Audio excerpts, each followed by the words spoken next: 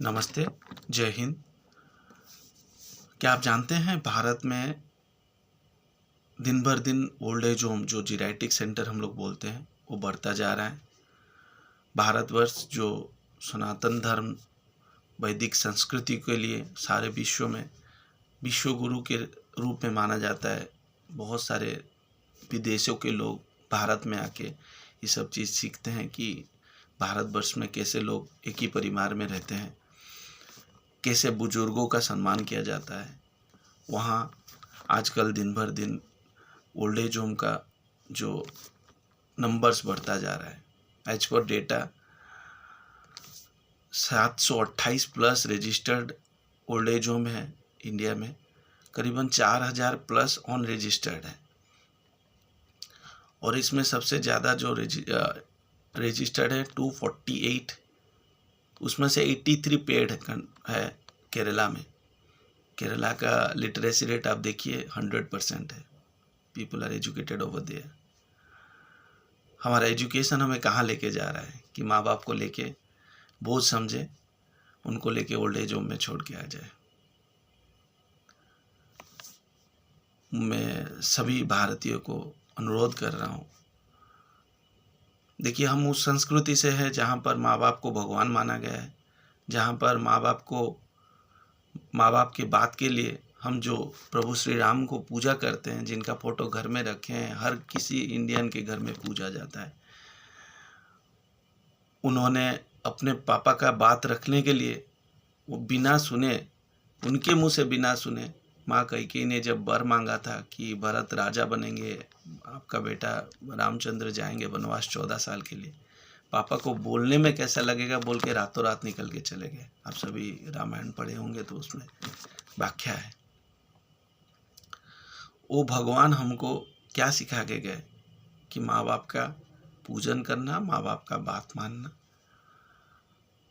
और हम इतना इन्फ्लुएंस में वेस्टर्नाइज कल्चर के आगे हैं कि अभी हमें बस, जैसे हमारा 2 आँख होता है ना, एक आँख में सभ्यता होना चाहिए, एक आँख इनकम ओरिएंटेड होना चाहिए। अब हम इतना जो बोलते हैं कि रियल लाइफ में बिलीव करना, रियल लाइफ नहीं, उसी तरह का हो गए हैं कि जो जिसके बदौलत हमने पला बड़ा, जिन्होंने हमें संभाला, उस ज़माने में हमको पैदा किया, जिस ज़माने में हर चीज़ का कमी था। इलेक्ट्रिफिकेशन देख लीजिए, घर में बिजली नहीं थी, फैन नहीं था, कूलर नहीं था, एसी नहीं था, हॉस्पिटल फैसिलिटेशन नहीं था, रोड ट्रांसपोर्ट नहीं था, आसपास में पीएचसी नहीं था। बहुत मुश्किल से उन लोग उस वक्त हमको गर्भ में रखे 9 महीना और पैदा किए। बाकी उसके बाद पालना पोसना क्या है, अब आज के डेट के जो लोग हम लोग को बच्चे कैसे पालते हैं सभी लोग जानते हैं। थोड़ा खुद को सोचिए कितने मुश्किल से वो लोग हम लोग को पाले होंगे। और जब उनका बुढ़ापा आता है, जब उनको चलने बोलने की क्षमता कम जाती है, सुनने की क्षमता हो जाता है। हमको तो बचपन में उन्होंने सब चीज़ हमारे लिए किया जो उनसे हो सकता था।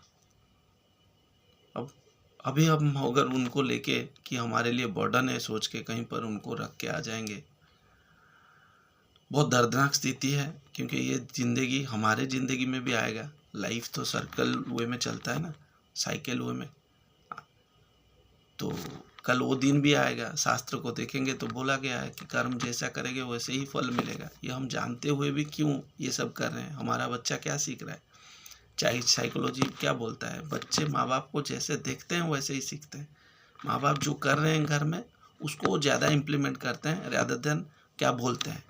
इसीलिए आप चाइल्ड साइकोलॉजी का कोई भी कोर्स करिए या चाइल्ड साइकोलॉजिस्ट के पास जाइए बच्चों को लेके कि मेरा बच्चा जिद हो जा रहा है, ये कर रहा है, वो कर रहा है, वो एक ही चीज़ बोलेंगे कि आप ये सब चीज़ इम्प्लीमेंट खुद करिए, बच्चा सीखता जाएगा।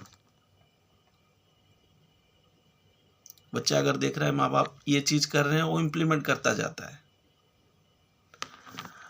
तो बच्चा अगर देख रहा है माँ बाप को हम नाना नानी को या बूढ़े उनको प्रणाम नहीं करते, उनको हम हमारा बात नहीं मानते, उनको नहीं कहीं छोड़ दिए हैं। एक तो लॉ से बच्चा बुजुर्ग लोग से सीखता है, बुजुर्गों से अच्छा बुरा का ज्ञान होता है, उसको भला क्या है बुरा क्या है सीखता है।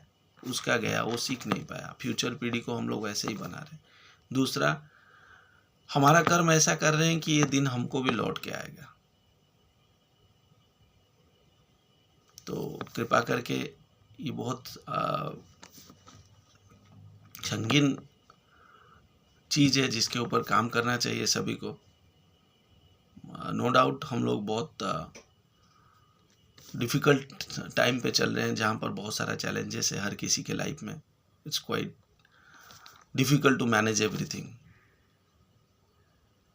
पर मैनेज करते करते अगर हर चीज़ को हम मैनेज कर रहे हैं, घर को देखना, जॉब को देखना या बिज़नेस को देखना, तो ये भी एक हिस्सा है हमारा ज़िंदगी का, जिनके लिए हम लोग ये लायक बने कि उनको हम आज जो बना है उन्हीं के लिए बना है।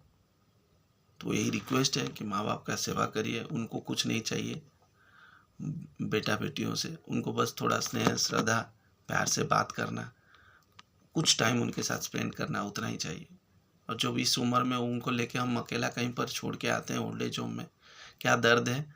आप विजिट करिए ओल्ड एज होम, देखने के बाद, उनके साथ मिलने के बाद आपको पता चलेगा कि कितना रो रहे हैं वो लोग। तो सभी को ये रिक्वेस्ट है, थोड़ा वक्त निकालिए उनके लिए, जिन्होंने ये दुनिया को देखने के लिए आपको लायक बनाया। जय हिंद।